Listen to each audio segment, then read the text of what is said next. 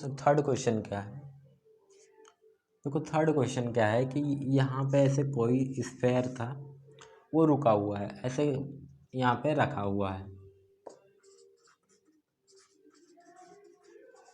इसका मास क्या है m और रेडियस r है। इस पर क्या होता है कि यहाँ से h हाइट पर एक m ब्लॉक v वेलोसिटी से कोई पार्टिकल है m मास का, और उसे v नॉट वेलोसिटी से ये आकर इस पर टकराता है। तो हमें क्या फाइंड करना है कि h की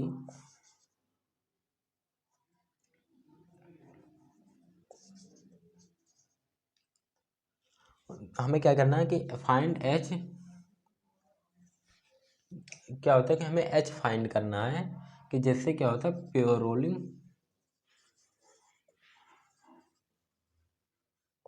हमें h फाइंड करना है कि प्योर रोलिंग स्टार्ट हो जाए। अब देखो क्या होता है, अगर ये इधर आ जाए तो ये क्या होगा कि इधर होगा और ये इस पर सरकने लगेगा, यहाँ पे होगा तो हम ऐसी वेलोसिटी करेंगे कि ये इस पर टकराने के बाद इसे इतनी वेलोसिटी दे दे कि v equal to omega R हो जाए।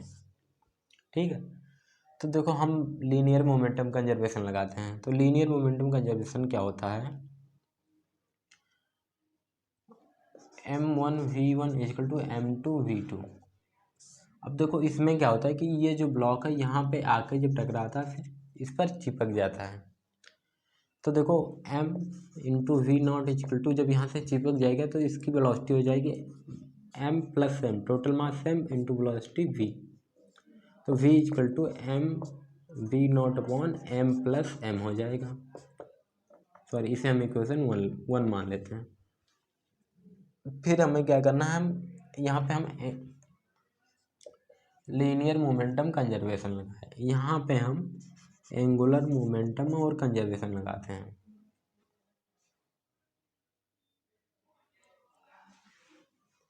देखो यहाँ पे हम क्या लगाते हैं, एंगुलर मोमेंटम कंजर्वेशन। तो देखो एंगुलर मोमेंटम कंजर्वेशन में क्या होता है कि L initial equal to L final, यानी initial angular momentum equal to final angular momentum. तो हमें इनिशियल पता है, इसके सेंटर ऑफ मास के रेस्पेक्ट में हम निकाल रहे हैं, इस पॉइंट सेंटर के रेस्पेक्ट में। तो सेंटर के रेस्पेक्ट में इसकी हाइट यहाँ से कितनी हो जाएगी, एच माइनस आर, यानी यहाँ से एच माइनस आर डिस्टेंस पर करेगा। तो हमें पता है M V R equal to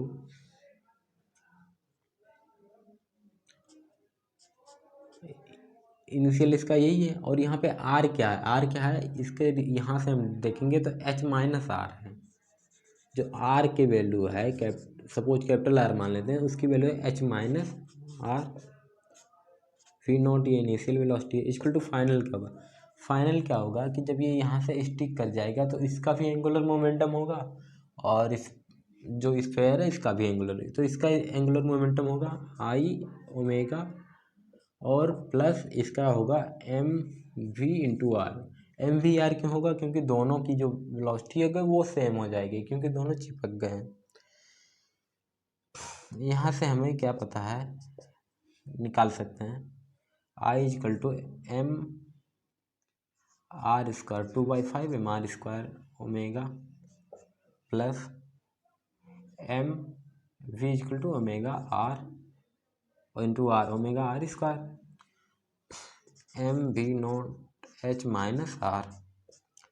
यहाँ पे क्या होगा, इसका मास m है, कैपिटल M है, तो इसका मास जब कैपिटल M है तो M V naught H minus R equal to 2/5 m plus m into omega R square. तो क्या होगा कि omega M V naught H minus R upon R into 2/5 capital M plus small m equal to omega R. अब क्या होगा कि देखो omega R equal to V होगा, जब v equal to omega R होगा तो क्या होगा, प्योर रोलिंग स्टार्ट हो जाएगा। तो ओमेगा आर की जगह पे हम v फाइनल रख देते हैं, और v हमें फाइनल पता है V M V naught upon m plus m, तो यानी m V naught H minus R upon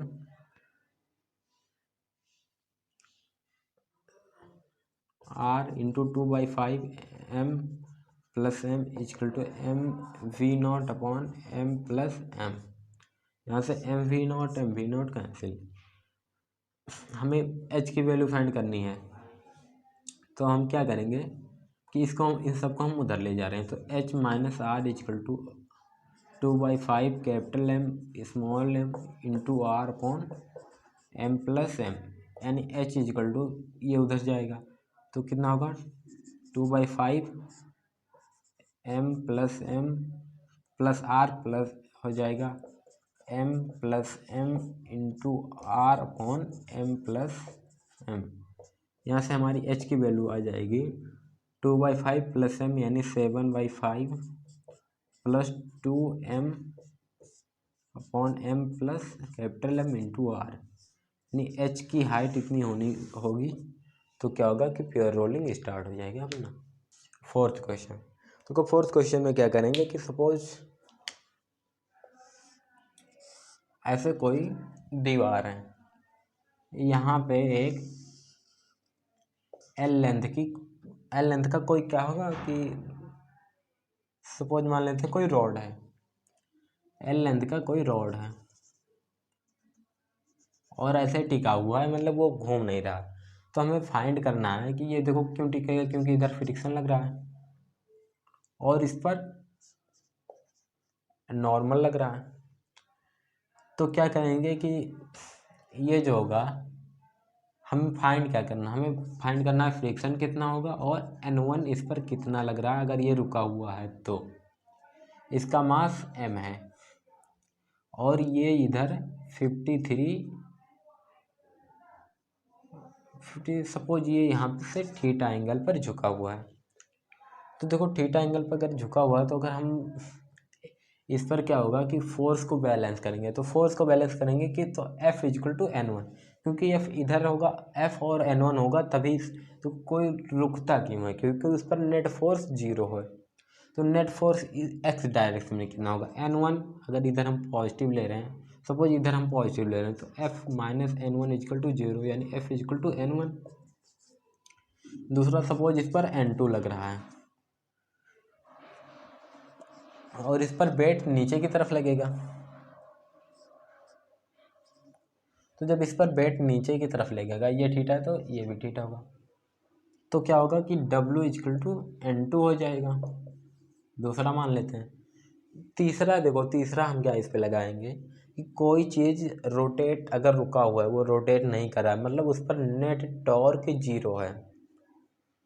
जैसे कोई चीज़ मूव नहीं कर रहा है मतलब उस पर नेट फोर्स 0 है, और कोई चीज़ रोटेट नहीं कर रहा है इसका मतलब उस पर जो नेट टॉर्क है वो 0 है। तो देखो हम इस पॉइंट के रेस्पेक्ट में हम लोग इस पर नेट टॉर्क निकाल रहे हैं। इस पॉइंट के रेस्पेक्ट में देखो ये घूम नहीं रहा है, यानी इसका जो अल्फ़ा होगा क्या होगा, अल्फ़ा जो होगा वो 0 होगा। तो हम देखो इस पॉइंट के रेस्पेक्ट में हम इस पर फोर्स बैलेंस कर रहे हैं, तो देखो N1 साइन थीटा इधर लगेगा, W कॉस थीटा इधर लगेगा। तो देखो टाउ इक्वल टू क्या होगा F into R equal to कितना होगा टाउ। तो इस रेस्पेक्ट में निकालेंगे तो इसके पॉइंट के रेस्पेक्ट में N2 इंटू आर यहाँ पे इसकी वैल्यू 0 है, plus W cos theta into L/2, यहाँ से इसका डिस्टेंस L/2 है, फिर माइनस, देखो माइनस क्योंकि ये इस डायरेक्शन में लगा और ये इस डायरेक्शन में, तो यहाँ से हमारा क्या हो जाएगा N1 sine theta into L equal to 0 क्यों लिखेंगे कि हमारा होगा I इंटू अल्फ़ा। अल्फ़ा यहाँ पे 0 है क्योंकि ये मूव नहीं कर रहा, तो टोटल 0 हो गया। तो यहाँ से हमारा आया W cos theta L/2 equal to N1 sine theta into L से L कैंसिल, यहाँ से हमारा आया N1 equal to W/2 cos theta,